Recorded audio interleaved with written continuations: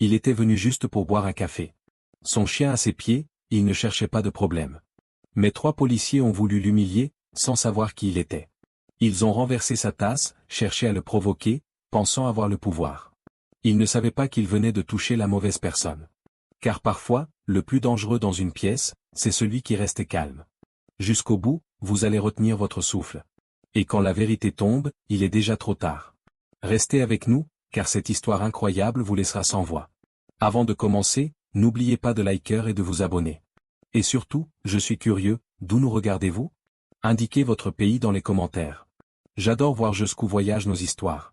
Le café était presque plein ce matin-là, mais personne ne parlait vraiment fort.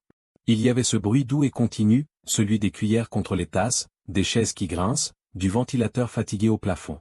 Une routine tranquille, sans surprise. Jusqu'à ce que tout s'arrête. La tasse de café ne tomba pas par accident. Elle bascula lentement, comme si le geste avait été pensé, mesuré. Le liquide noir se répandit sur le sol, chaud, épais, s'étirant jusqu'aux pattes du chien. Le bruit du café touchant le carrelage fut sec, presque violent. Et avec ce bruit, le silence tomba sur la pièce. Le berger allemand ne bougea pas. Pas un muscle. Il était assis droit, calme, les yeux fixés devant lui. Son maître, lui non plus, ne réagit pas tout de suite. Un homme seul, assis sur une banquette usée, dos droit, épaules larges, vêtements simples, sans signe distinctif. Une main posée sur la table. L'autre, proche du collier du chien. Une position tranquille, mais pas relâchée. Autour d'eux, 3 policiers en uniforme. L'un d'eux souriait. Un sourire lent, lourd de mépris. Il regardait le sol, puis le chien, puis l'homme. Comme s'il attendait une réaction. Une colère. Un mot trop fort. N'importe quoi qui lui donnerait une raison d'aller plus loin. « Nettoie ça », dit-il enfin. Sa voix était forte. Trop forte pour un café. Assez forte pour que tout le monde entende. Personne ne bougea. Les clients baissèrent les yeux. Certains firent semblant de lire le menu. D'autres regardaient leur tasse vide, comme si elle était soudain devenue très intéressante. La serveuse resta figée près du comptoir, la cafetière tremblant légèrement dans sa main. L'homme regarda enfin le café au sol. Puis le chien. Puis leva lentement les yeux vers le policier. Son visage ne montrait ni peur, ni colère. Juste une forme de calme profond. Un calme étrange. Presque dérangeant. Le chien sentit la tension avant tout le monde. Ses oreilles frémirent légèrement. Il respirait lentement, régulièrement. Il ne regardait pas les policiers. Il regardait son maître. Comme s'il attendait un signal qui ne venait pas. Le policier ricana. Un autre, derrière lui, lâcha un petit rire nerveux. Le premier donna un léger coup de botte dans la tasse renversée, poussant le café un peu plus près du chien. « Beau chien », dit-il. Ce serait dommage s'il faisait une erreur. L'air changea. Pas brutalement. Subtilement. Comme juste avant un orage. L'homme inspira profondément. Puis il parla. Une seule phrase. Une voix basse. Calme. Stable. « Vous avez fini ?» Ce n'était pas une menace. Ce n'était pas une provocation. C'était une question simple. Et pourtant, quelque chose dans la pièce se brisa à cet instant précis. Le policier cligna des yeux. Il ne savait pas pourquoi, mais cette question l'agaçait plus que tout le reste. Il fit un pas en avant. Trop près. L'homme se leva alors. Lentement. Sans geste brusque. Sans lever la voix. Quand il fut debout, on se rendit compte de sa taille, de sa présence. Le café sembla plus petit. Plus étroit. Il glissa la main dans sa poche et en sortit quelque chose qu'il laissa pendre entre ses doigts. 2 plaques métalliques usées. Elles captèrent la lumière une fraction de seconde. Il regarda le policier droit dans les yeux. Réfléchissez bien à la façon dont vous commencez votre journée. Personne ne le savait encore, mais à cet instant précis, une grave erreur venait d'être commise. Pas à cause d'un café. Pas à cause d'un chien. Mais parce qu'ils avaient choisi le mauvais homme. Le chien n'avait toujours pas bougé. Pas un frisson. Pas un son. Ses muscles semblaient figés, mais prêts.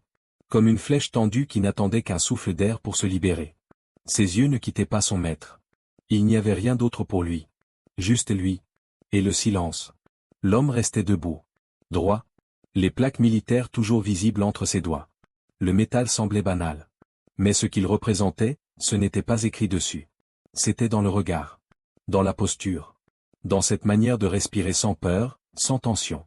Une présence. Une vérité silencieuse. Les policiers hésitaient. Ce n'était pas prévu. Ils attendaient un cri, un geste de travers. Pas cette force tranquille. Pas ce calme qui rend nerveux ceux qui pensent avoir le pouvoir. Le plus jeune recula d'un demi-pas. L'autre tenta de rire à nouveau, mais sa voix s'étrangla un peu. Le troisième, celui qui avait renversé le café, fronça les sourcils. Il n'aimait pas ça. Il sentait que quelque chose lui échappait. Et il détestait ne pas avoir le contrôle. La serveuse n'avait pas bougé. Elle observait, figée, une main encore crispée autour de la cafetière. Son regard allait de l'homme au chien, puis au policier. Elle ne comprenait pas ce qu'il se passait, mais elle sentait que le sol sous ses pieds était devenu fragile. « Tu veux nous impressionner ?» lança le policier en avançant encore d'un pas. Il était tout près maintenant. Trop près. Le chien bougea enfin. Lentement. Juste assez pour redresser légèrement la tête. Ses yeux changèrent. Il ne grogna pas. Il n'avait pas besoin. Sa simple attention devenait une mise en garde. Le policier s'arrêta net. Son regard croisa celui du chien. Et pendant une seconde, il y vit quelque chose qu'il ne reconnaissait pas. Pas de peur. Pas de violence. Juste, une alerte. Pure. Totale. L'homme ne le quittait pas des yeux. Il parlait toujours doucement, mais cette fois, il n'y avait plus d'interrogation dans sa voix. Juste une constatation. Vous n'avez pas encore compris, hein? Il rangea ses plaques dans sa poche. Puis, lentement, il retira sa casquette et la posa sur la table. Son crâne rasé, marqué par une cicatrice fine, apparut à la lumière. Les cicatrices ne parlent pas. Mais celle-là, elle disait quelque chose. Elle disait qu'il avait vu des choses que ces hommes en uniforme n'oseraient même pas imaginer. Je ne suis pas venu pour vous. Mais vous êtes en train de choisir. De choisir mal. Le policier ouvrit la bouche, mais rien n'en sortit. Il jeta un œil à ses collègues, mais aucun ne fit un geste. Leur visage avait changé. Quelque chose en eux avait compris. Trop tard, peut-être. Mais compris quand même. L'homme recula d'un pas. Il posa une main sur la tête du chien, comme pour lui dire que tout allait bien. Puis il ajouta calmement. Je suis resté assis. Vous avez décidé de vous lever? Et à ce moment précis, dans ce petit café perdu au milieu de rien, tout le monde comprit, ce n'était pas un simple voyageur. C'était un mur. Et ils avaient foncé droit dedans. Le silence semblait s'être épaissi dans la pièce. Pas un mot, pas un souffle. Le temps avait ralenti, comme suspendu entre deux battements de cœur. L'homme n'avait pas besoin de lever la voix, ni de bouger davantage. Il avait déjà tout dit. Sans violence. Sans menace. Juste avec sa présence. Le policier devant lui cligna des yeux, puis détourna brièvement le regard. Ce seul geste, minuscule, fit trembler l'équilibre. Le pouvoir venait de changer de côté. Le chien, lui, était toujours là. Les yeux grands ouverts, les muscles prêts, mais calmes. Il n'attendait pas un ordre. Il attendait un souffle, une énergie. Et tant que son maître restait maître de lui-même, il le ferait aussi. La serveuse posa doucement la cafetière sur le comptoir. Elle ne savait pas pourquoi, mais elle sentait qu'elle venait d'assister à quelque chose de rare. De vrai. Un moment où l'homme face au danger ne s'était pas transformé en menace, mais en mur. Solide. Juste. C'est qui, ce type? Murmura un client au fond du café. Personne ne répondit. Mais tous se posaient la même question. L'homme se rassit lentement, reprit sa position initiale, une main sur la table, l'autre proche du chien. Il ne regardait plus les policiers. Il regardait son café, froid, renversé sur le sol. Comme si ce détail comptait encore. Un des adjoints se pencha vers son collègue, nerveux. Il a dit qu'il n'était pas là pour nous. Peut-être qu'on devrait juste, le laisser tranquille. Mais l'autre, celui qui avait commencé toute cette scène, serra les poings. Son visage était rouge. Blessé. Pas par la force. Par le fait qu'un homme seul, sans un mot fort, sans un geste agressif, avait renversé toute sa façade. Il fit un pas en avant. Un de trop. Mais avant qu'il puisse parler, l'homme leva les yeux vers lui. Son regard s'accrocha au sien. Et ce regard, ce n'était pas de la haine. Ce n'était pas de l'arrogance. C'était un souvenir. Un souvenir de lieu où la mort ne prévenait pas. Où l'erreur coûtait plus qu'un simple moment de gêne. Ce regard était celui de quelqu'un qui avait vu l'enfer, l'avait traversé, et avait choisi de revenir sans bruit. Le policier recula. « Tu crois que je vais avoir peur de toi ?» lança-t-il d'une voix trop haute, trop tremblante. L'homme cligna lentement des yeux. Il répondit, presque en chuchotant. « Non. Tu vas avoir peur de toi-même. Quand tu comprendras ce que tu as failli provoquer. » Le mot « provoquer » tomba comme une pierre dans l'eau. Aucun écho. Juste une prise de conscience. Le chien se coucha enfin. D'un geste lent, comme si lui aussi venait de comprendre que l'orage s'éloignait. Mais son regard restait vif. Il ne dormait pas. Il attendait. Toujours. Et tout le monde dans ce café, à cet instant précis, ressentit la même chose, il venait d'effleurer une ligne invisible. Une ligne qu'on ne franchit jamais. Pas parce qu'on en a peur. Mais parce qu'au-delà, il n'y a plus de retour.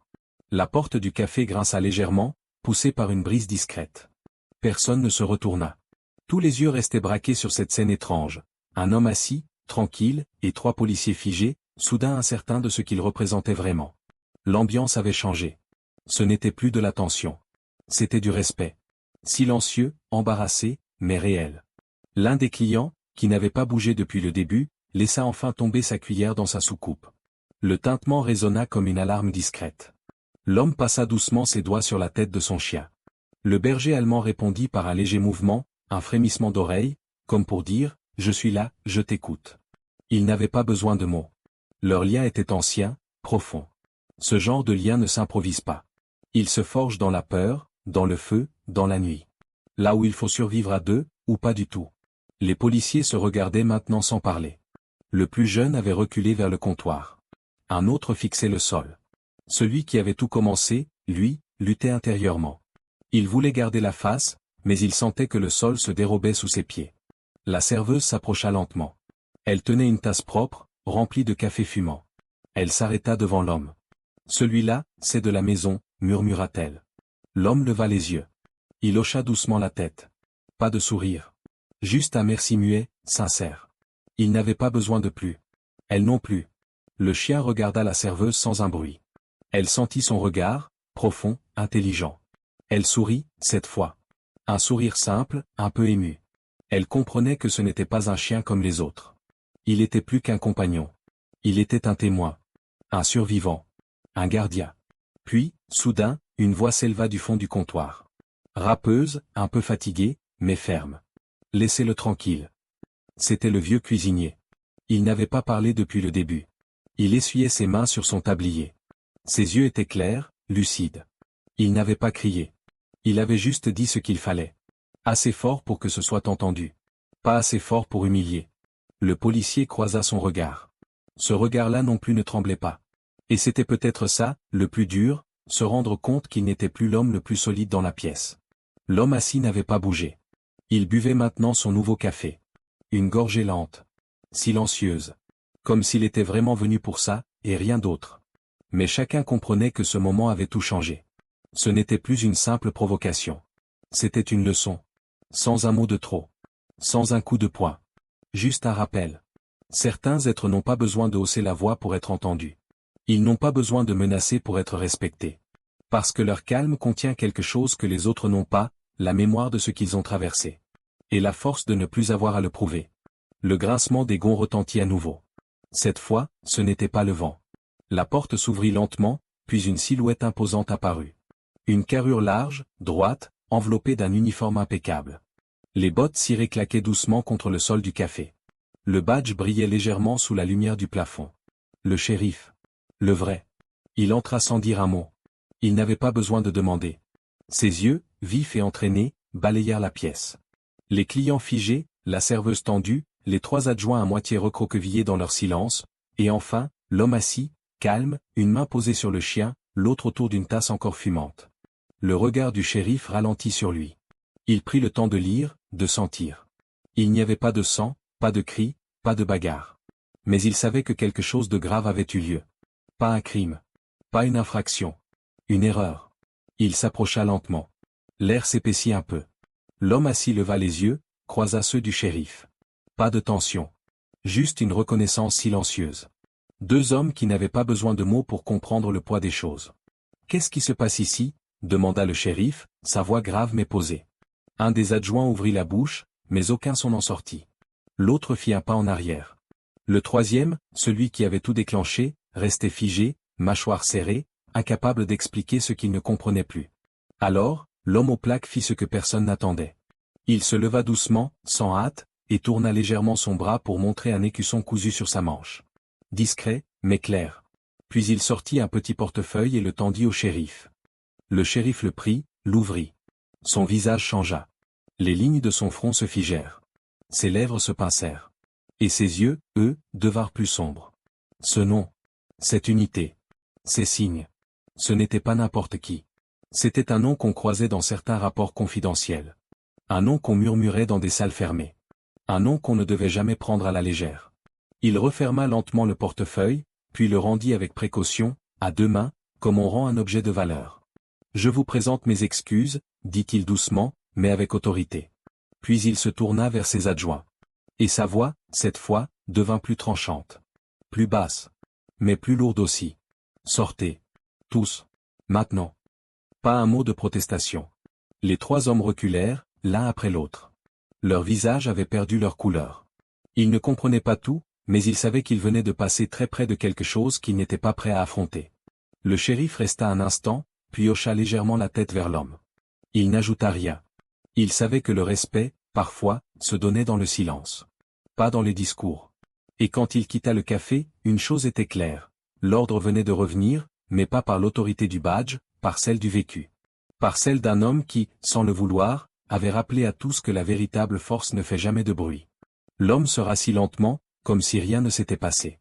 Son chien s'installa de nouveau contre la banquette, le flanc appuyé contre la jambe de son maître. Tout semblait calme, revenu à la normale. Mais ce n'était plus le même café. Quelque chose avait changé. Définitivement. La serveuse s'avança avec hésitation. Elle tenait un chiffon humide dans une main, un petit plateau dans l'autre. Elle jeta un œil au sol, là où le café s'était répandu plus tôt.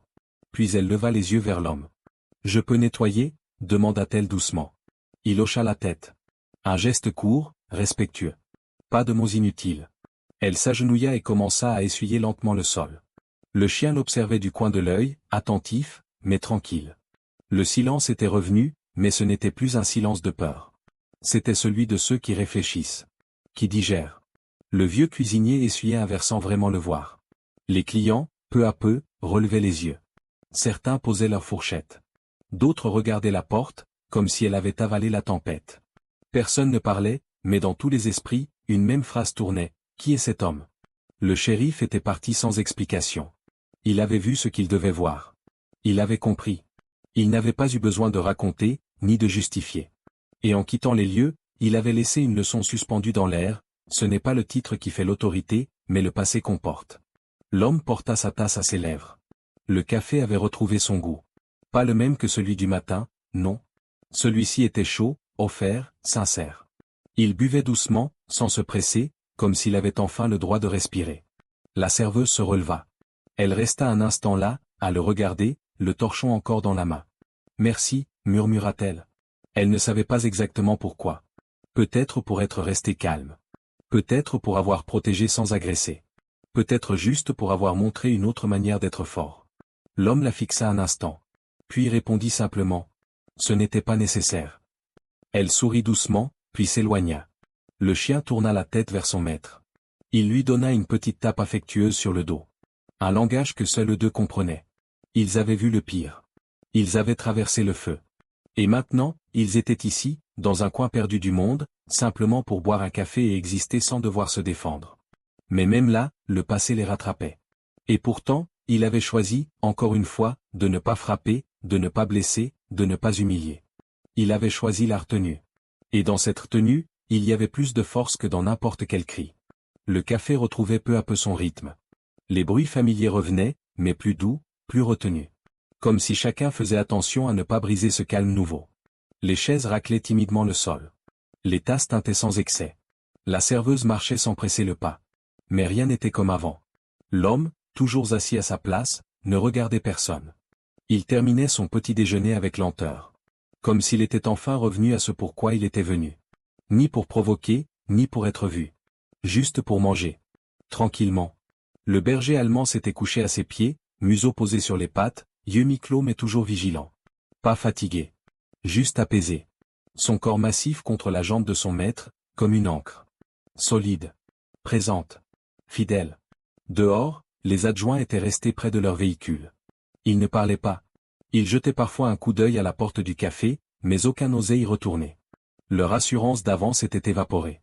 Remplacée par un mélange de gêne et de silence. Ce genre de silence qui suit une erreur qu'on ne peut plus cacher. Le vieux cuisinier jeta un regard vers la fenêtre. Il observa les trois silhouettes dehors, puis souffla doucement, comme quelqu'un qui a vu beaucoup de choses, et qui sait quand une leçon a été apprise sans besoin de violence. À sa table, l'homme déposa sa fourchette. Il posa la main sur la tête de son chien, et dans ce geste, il y avait plus que de l'affection. Il y avait du soulagement, de la reconnaissance, et un profond respect. La serveuse revint avec l'addition. Elle la posa doucement sur la table, mais il ne la regarda pas.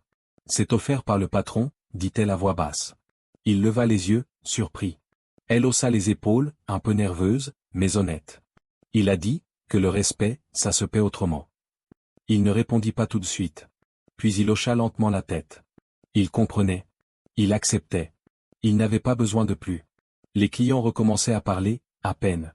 Des murmures, des soupirs, des regards en coin.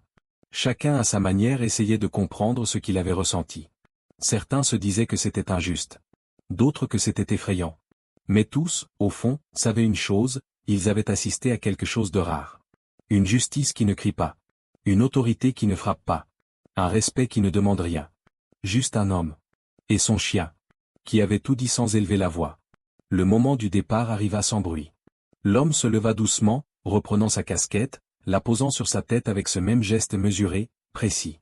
Il n'avait pas parlé depuis de longues minutes, et pourtant, sa simple présence avait continué à remplir la pièce.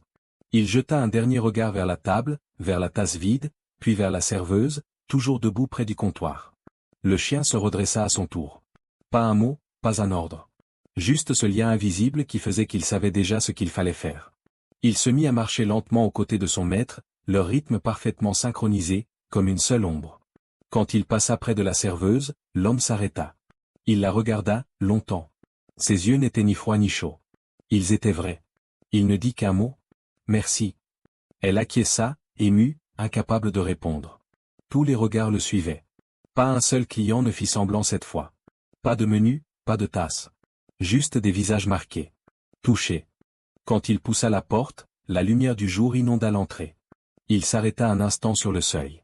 Le vent léger fit bouger un PAN de sa veste, révélant à nouveau un bout de l'écusson militaire.